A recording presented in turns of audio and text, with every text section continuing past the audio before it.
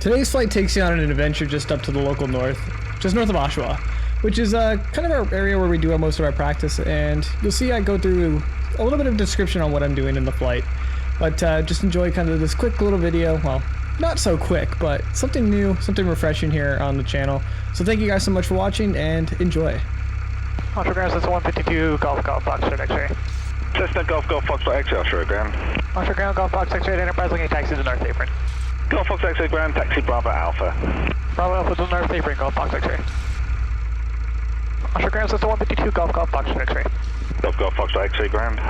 Ground Golf Fox X-ray at the North Apron, run up there's information, likely for taxi active VFR departure to the north at 4,000. Golf Fox X-ray Ground, runway 23, wind 210 at 6, altimeter 3002, taxi Delta, contact tower holding short, runway 23, squawk 0045. 0045, and we'll hold short runway 23 for Golf Fox X-ray. Directions confirmed, and we just have lights to go. Oshawa Tower, Golf Fox X-ray, hold short runway 23, ready for departure, requesting short delay. 201, was that Golf Fox X-ray called and ready? Yes, that's affirmative for Golf Fox X-ray, requesting the short delay. Golf Fox X-ray tower, short delay approved, right turn out, report clear of the zone, wind 2205, clear takeoff, runway 23. Right turn out, report clear, and clear takeoff 23 for Golf Fox X-ray. Sting 220 tower, cleared en route. Again for 220. Sting 220 tower, just saying cleared en route, have a good flight. Good on route, thanks, Sting 20. Okay, so the thing with short fields is we want to kind of utilize as much runway as possible, and you can't really see this right now. But I am using as much runway as I can. Could have gone a little bit closer there. We want to get the nose point straight down the runway, which I kind of messed up there. There we go. We want to come to a pit stop and stand it up. Check that, temps and pressures are good. Release the brakes. Airspeed's alive. There's 40. And there's 50. And we're going to climb out of BX, which is 55. We're going to do it with an obstacle.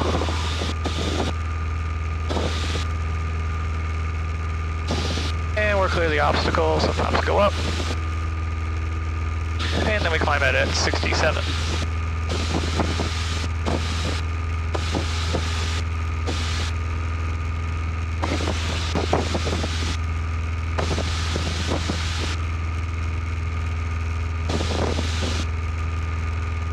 And once we get to 1,000 feet, we can start our turnout.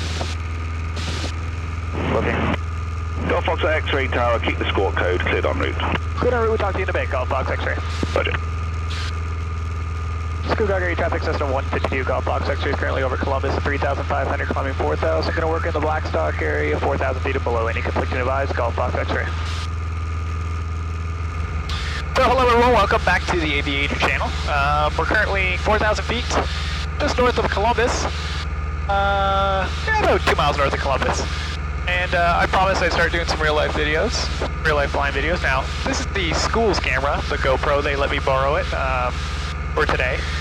I had a wonderful YouTube subscriber say he was going to, he has a couple sports cameras he's going to send me, and so I'm going to be able to do this a lot more. But the school was like, yeah, sure, go have some fun. Go take your, go take the GoPro up. And I was like, I have my audio equipment, so let's go do it. So, yeah, welcome back to the channel. Today we're in Golf Fox X-ray, which is a Cessna 152. This one was built in 1980. It's a 1980 Cessna 152. By far, probably one of the nicest 152s I've flown when it comes to like control cable stuff. The one problem this airplane has, and it's a consistent tendency, is I let go of the yoke and it just loves to make a gentle left-hand turn. So you just kind of consistently got to fly the airplane and just monitor it. Our other one that we have, Fox Yankee Alpha, it's actually going to be chasing behind me here very shortly. They're going to be probably out here in about 15 minutes or so. It's a nice airplane. It's a 1978 152. So today I kind of want to talk about a few things. The one thing being, what's it like being a private pilot? Because it took me almost 8 years to get my private pilot's license from the time I actually kind of did my first flight to the time where I am right now. And it's a lot of stepping stones, especially for someone like me who doesn't come from a wealthy family. You have a lot of people that are very fortunate. They'd rather be grandparents or parents that either have fantastic jobs or are able to somehow get their funding to be able to get their flying. I wasn't fortunate enough when it comes to that, and I had to kind of work. I had to work to kind of start my flying, and that's what ended up happening. And then I ultimately broke down and took out a loan to get my private pilot's license done, and it actually helped towards my night rating too. And then the government of Canada, mainly the government of Ontario, I should say, has gotten a lot more helpful over the last few years. I'd say probably in the last 5 years they started to be a lot more supportive of the aviation industry. And the program I went out to in Manitoba was covered by what's called OSAP. And because I ended up using my loan out there, which I kind of wanted to use OSAP out there, they reimbursed me my loan. They reimbursed me my OSAP, part of theirs did. And I was able to use it to get my night rating as well as build some time like today, for the example. And it helps. It helps quite a bit. Lexington traffic, Piper, Seminole, Fox, Charlie, Fox, Lima, currently on the north shoreline of Keswick, heading to so, I'm going to turn that down. 5000, Piper, Seminole, Fox, Charlie, Fox, Lima. So after getting my pilot's license, because I had about 30 hours before I got my pilot's license, or before I actually went out to Winnipeg. Traffic, Piper, Seminole, Fox, Charlie, and when I went out to Winnipeg, I had about 30 hours, I'd say. And when I got out there, I had my license 28 days later. I consistently just flew every single day when I could. There was a couple bad days. And it was nice. It was nice to be able to be like, I'm a private pilot now. And then I came home and I did my night rating. I did my night rating in 9 days. 8 days of flying, 1 day off. It was 9 days from start to finish. I got my night rating in. But sometimes it takes people a month to do in some cases where it's like, oh yeah, I can't do this in this period of time because of weather. But I consistently got lucky with weather and whatever it may have been. So it was great to get my night rating done. So for all you American viewers out there, you get the nighttime part of your PPL, a part of your private pilot's license or your certificate in the States.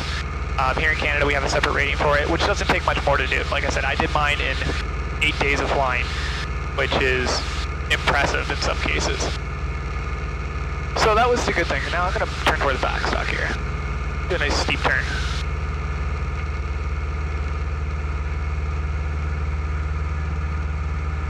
Yeah, you probably didn't see that, but that was a steep turn. It's 45 degrees.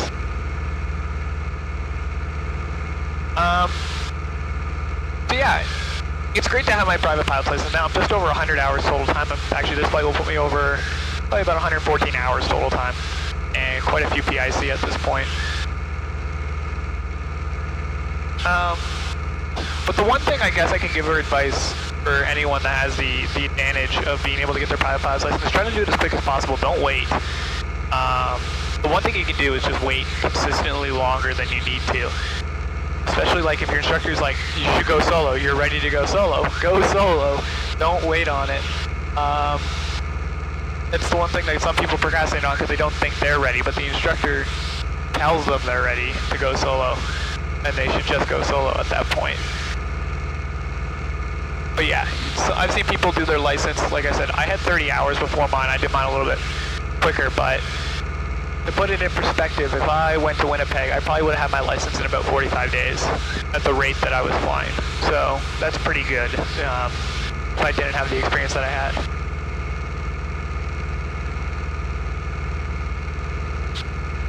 But yeah, it's the one thing that people kind of always ask me is like, what's it like being a private pilot? What's the advantage of it? There's no real advantage to it. It's something different. I think out of on my personal Facebook, I have about 300 friends. A lot of them, probably about 50 of them being pilots.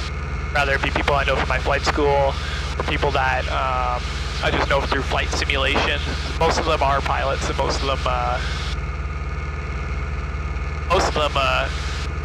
are either commercial or private, of course. So, and the friends that I've taken, like one friend to flying that hasn't been associated with aviation, and he says, I asked him, I was like, how many people do you have on your Facebook that have a pilot's license? Have a pilot's license? He said, you're the only one. I'm like, it's kind of a bragging right in that case. It's like, this is what I do for fun. It's the greatest thing is people will sit there and say, oh, I can go get in my car and go rip on a racetrack for a weekend. But I'm currently at 4,000 feet over the town of Blackstock, which probably to drive from Oshawa, I just did it in, I don't know, 15 minutes. I flew up to Blackstock and I can see the Oshawa airport back there. It would probably take people a half hour to 45 minutes to drive this, realistically speaking. I'm just going to make a practice area call. Practice area traffic Cessna 152, Golf Box X-ray is currently 4,000 feet over the town of Blackstock. Going to be conducting upper airwork 4,000 feet or below. Any conflicting advise, Golf Box X-ray. Once again, don't need to say any conflicting advise, I just do it as kind of habit. So I'm just going to get south of the town here, and I'm going to set myself up in a slow flight. So I'm kind of doing a clearing turn right now. I'm going to do a hazel check at that point, but this is my lookout, which is we have to do either one 180 or two 90-degree turns. So, and I'm going to get back up to 4,000 feet. But the good thing is our two practice areas, we have one to the north here and then we have one to the south, or one to the east, and they're kind of conjoined, so I'm kind of like in between the two right now, which is nice. So we're going to do a hazel check. So the height area, our height is good. We're at 4,000 feet. The ground elevation around here is about 1,000 feet above sea level. So we were about 3,000 feet above the ground, AGL. It's a good area. It's pretty much farmland after I get south of the town here, so it's good. Secure, so I'm secure. The stuff in the back secure. Engine is primer, master, ignition, carb heat. Mixture goes to rich. Fuel shut-off valves on. Temps and pressures are good, and the tack's still in the green. And then the way we've done that, we've done our lookout. So I'm going to bring the power back to 1,500 RPM. Once again, this isn't for instruction purposes, and I just trimmed this airplane all the way nose aft. And what that does for me is pretty much gets the airplane within the 60 knots that I need it. And I'm going to maintain 4,000 feet. And I'm just going to keep pitching. And we're going to get eyes outside, directional control at the rudder. We're about 40 knots right now. Losing a bit of altitude. There we go, about 1,900 RPM, 45 knots, get a little more speed. So we're going to gain a little more speed here. Put the nose down a bit, add a bit of power. And we have to do 30-degree turns for commercial. Slow flight.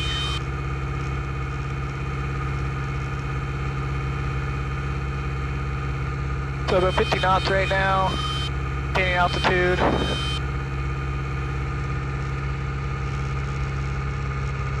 Uh, 55 knots there, left the slow flight a little bit.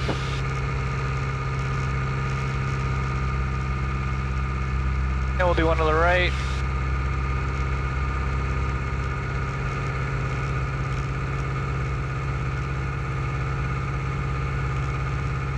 Oh, about 50 knots right now.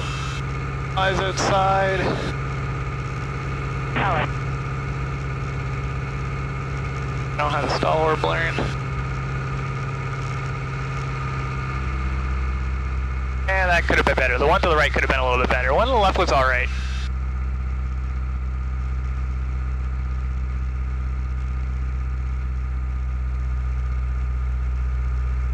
Okay, so we're going to recover from slow flight. So full power. RV goes in. And then we just trim it all away.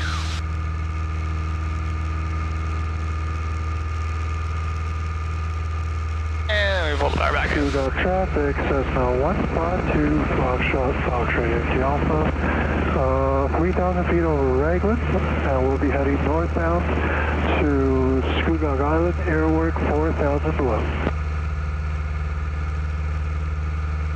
Scugog air traffic, Cessna 152, Golf Box X-ray 4,000 feet, currently 2 miles south of Blackstock, upper Airwork, Golf Box X-ray.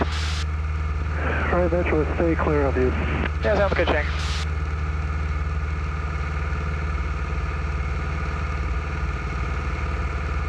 Okay, so slow flight could have been a little bit better. The thing for the commercial standard is we need to be able to conduct it within a range of being 30 degrees of bank either way in a turn. I could have put flaps down. It's all up to the examiner at that point. Today, I'm more so just kind of practicing to get used back into the feeling for that. I haven't really started commercial training. I've done one lesson for commercial. But we need to be able to do 30-degree banks in slow flight, and you're not going to do it at 45 knots. You're going to do it at about 50 knots in that case, because, as you know, you increase your bank, you increase your load factor. So this isn't PPL, ground school, or anything. But let's do a power off stall. So I'm going to do a lookout here. So we're going to do one to the left. The sun is terrible tonight. If we can see Shang anywhere. Don't see him. Go back to the right. And I'm actually going to 180 degree turn this one because I want to be kind of away from the sun on this one.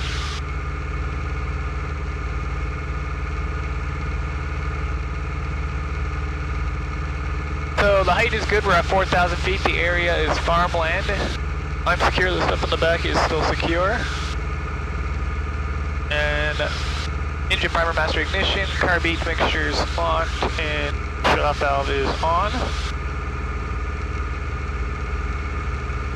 And lookouts have been complete. So we're gonna bring the power to idle. And we're just doing a power off stall here. My mom hates it when I do these.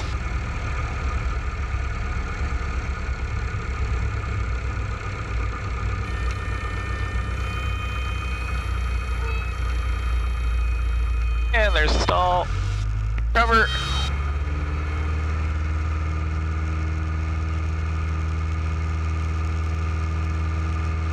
She didn't really stall. She stalled a little bit. I felt a little bit of above it, but not too much. Yeah, it was alright.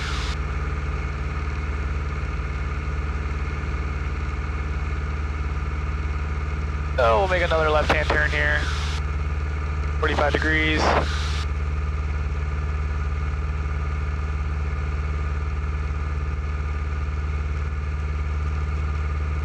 Now I would do some wingovers right now. Wingovers are fun, which is pretty much I go like straight up and I roll the plane kind of like over a little bit, but it's not approved in my flight school to do wingovers, so or do any aerobatic maneuvers. Doing steep turns is kind of steep turns are all really the only thing that we're kind of allowed to do because it's part of our practice for the commercial as well as the PPL as solo students. It would be nice to kind of do some wingovers because wingovers are kind of really good upset recovery training. The thing is, like, I can sit here and I did a power on stall one time, for example. I did it at 2,000 RPM, 20 degrees of flaps, in 10-degree right bank, and I got the serious wing drop out of this airplane, and it was to the point where it was like almost an incipient spin. So, okay, I'm still south of Blackstock by about a mile, which is good. We're gonna make another left-hand turn here. Then we'll go southbound for a bit. And I'm pointed at Bowmanville right now, which is good.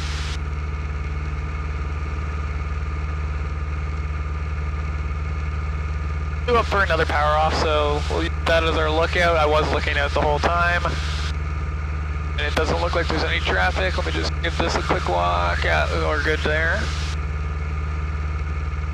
So height's good, area's good, secure, everything hasn't shifted, prime master ignition, carb mixture, fuel shut-off valve, temps pressures are still good. And lookouts been complete. So power to idle, directional control, we're looking right at St. Mary's right now. And I've lost St. Mary's because now my nose is coming up.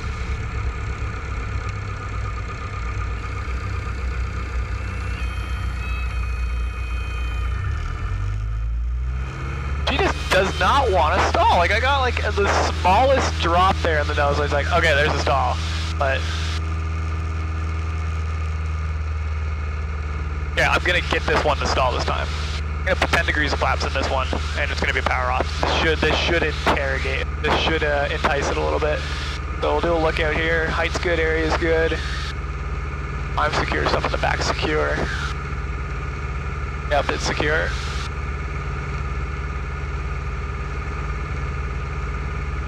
I don't see anyone.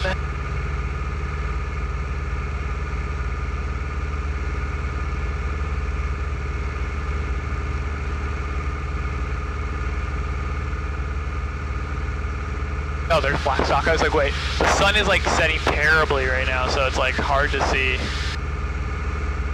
Primer, master ignition, carby, mixture, and fuel shut-off valve temps and pressures are good. You always want to do that. You never want to make sure any of those are off. So, hold the power back a bit. We're within the green arc. 10 degrees of flaps coming in. You should hopefully see over my shoulders the flaps coming in here. Pull the power to idle. It should be a little more aggressive.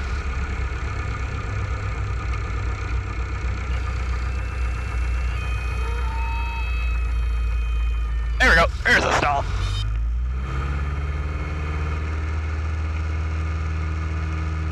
That's what I'm looking for.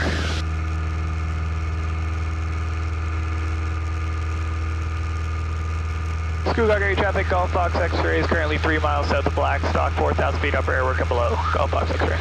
It's always good to kind of make a radio call like every 10 minutes or so just to let anyone new that may be in the area know where you are. The sun is brutal. I am staying away from it. We're like right in the pillar. So we'll cruise around for a bit because now we've done some upper air work and I want to relax just for a few minutes. There we go. Oh, the GoPro's been going for about a half hour. The one thing I guess we can talk about today is pilot decision making. I've made some good calls and I've also made some bad calls when it comes to pilot decision making. One of them right now is not bringing sunglasses. It's alright, I don't need sunglasses. I will do those so you don't see me crunching my eyes as I'll do this. There you go.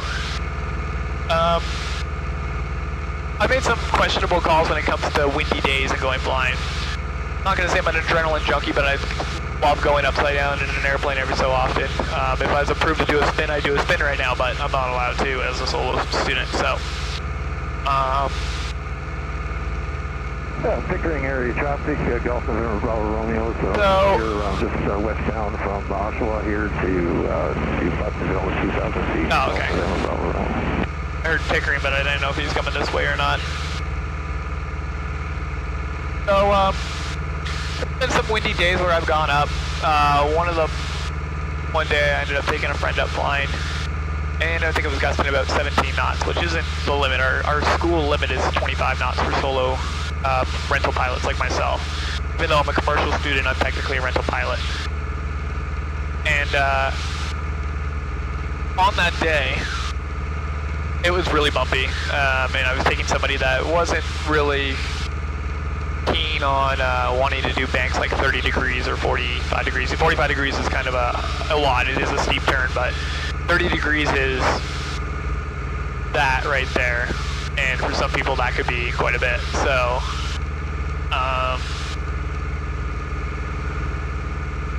another questionable day is I went on a cross country on Monday, which today is a Friday I'm recording this.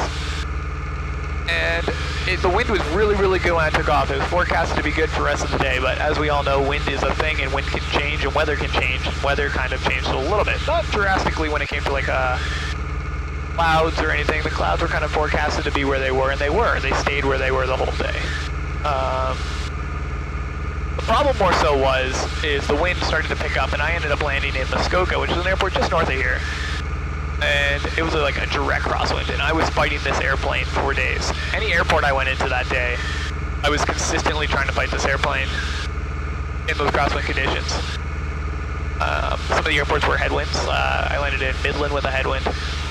Don't get me wrong, it was great practice. It's fantastic practice, and it's one of those things where it's like, I won't make that mistake again with pilot decision making, but I ended up texting a friend afterwards. And she's been up flying with me before. And she says, I don't need you going to kill yourself. And she made like a really good point. She's like, don't need to go flying on days where you just need to go flying. It's like, you'd rather be on the ground wishing you were flying than be in the air wishing you were on the ground. I've had a couple of those days where it's like, God, I wish I was on the ground right now. So, ultimately when it comes down to pilot decision making, you kind of have to learn from your mistakes. I've made those mistakes at this point, and I'll sit there and I learn from them. I'm going to sit there and not make that same error again. Every pilot kind of does that. Everyone thinks they're a perfect pilot, but no one's a perfect pilot. If you're a perfect pilot, you're not a perfect pilot. That's the best thing that I can say. Everyone's going to make mistakes. If it's rather putting in the wrong frequency or forgetting to turn your transponder on, it doesn't make you a perfect pilot in that case. So, let's see here, 4,000 feet. I don't feel like doing power-ons today. Power-ons are interesting, so. I'm not a power-on day. I had a nice iced coffee. I don't want to be doing wind drop. Actually, why not? We'll do one power-on. We'll do power-on at 1700 RPM and 10 degrees flaps. See how she likes it. So, we'll call that our lookout. Height's good, area's good. Yeah, that's fine with me. And car beat, make sure we'll shut off now. Okay. Is currently at 3,000 feet, heading to Mount Albert for the practice, 4,000 feet and below. There's 10, bring it back up to 1700 RPM. Keep pitching, 1700 RPM, maintain. Want to maintain directional control with the rudder, 1700 RPM.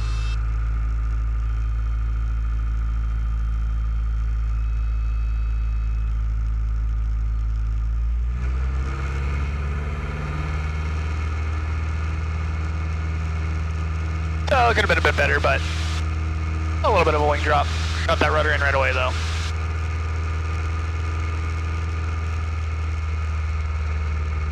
That wasn't aggressive or anything. If I did that at 2,000 RPM with 20 degrees flaps, I would have been like that. So that was a little bit of a wing drop. And no call, so we switch over to Oshawa. Oshawa Tower System 152, Golf Fox X-ray. Golf Fox X-ray, Oshawa Tower. Oshawa Tower Golf Fox X-ray is currently over Port Perry at 2,000 feet with information mic inbound for full stop circuits. Golf Fox X-ray Tower, runway 23, wind 260 at 5, altimeter 3002, cleared right base, runway 23, report Columbus. And did you confirm full stop circuits? Yeah, well, right base runway 23, we'll report Columbus, and that's affirmative for Golf Fox X-ray. Golf Fox X-ray, roger. I'm landing in less than 1,000 feet, which is good. So, I'm just going to make a radio call here. Entire Golf Fox X-ray is over Columbus. Golf Fox X-ray Tower, wind 240 at 5, clear to land, runway 23. Clear to land 23, Golf Fox X-ray. Okay, so we're just going to kind of widen out here a bit. Because the thing is, we want to kind of utilize kind of that final approach. So you can kind of see if I point my finger to the airport's right off there to the right. So we'll do our before landing check, those power master ignition, car beep, make sure fuel shut off, valve test pressure is good, secure, and the brakes are set, and that's good to go.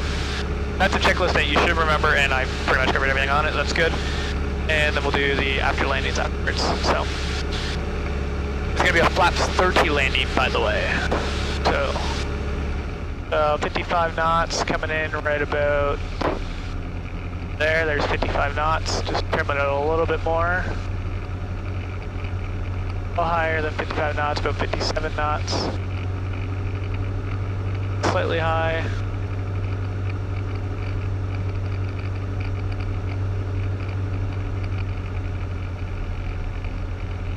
Pitch down a little bit.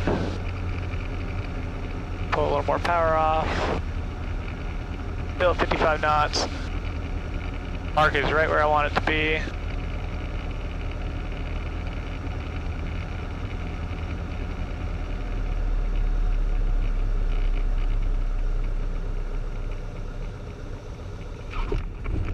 Flaps come up.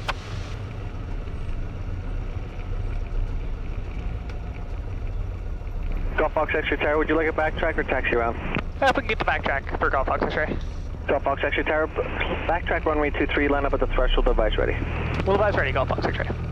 So that was 4 runway markings, and I hit my mark right on the dot. Actually, it was probably about plus 25 feet. Got a little bit of a nose wheel shimmy, I got on the brakes a little too fast, but entire Golf Fox X-ray ready to go, runway 23. Golf Fox X-ray Tower, right-hand circuits, clear for takeoff, runway 23. Right-hand circuits, clear takeoff, 23, Golf Fox X-ray. That's good, and we release the brakes. Keep it right down the center line, airspeed is alive, temps pressures are still in the green, 40 knots. And there's 50, and then we put it into ground effect. 67, and we go straight up. Not really, but you get my gist. Clear of the obstacle, flaps go up. So 60 knots, center for soft field, so we want to go 1200 RPM in the flare.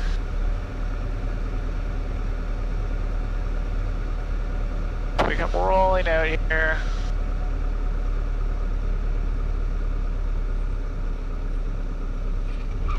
just like that.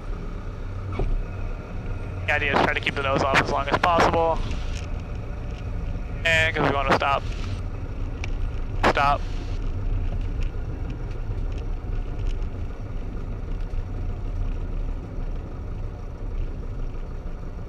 There's like no wind, I love it. If you made it this far, thank you so much for watching the whole video. Make sure you leave a like on it and also click that subscribe button as well. And if you're someone new here to the channel, you're going to see a lot more of these coming very, very soon, because I plan on sharing my experience all the way to my commercial pilot's license through this video series. So thank you guys so much, and until next time, blue skies, white clouds, enjoy the rest of your day.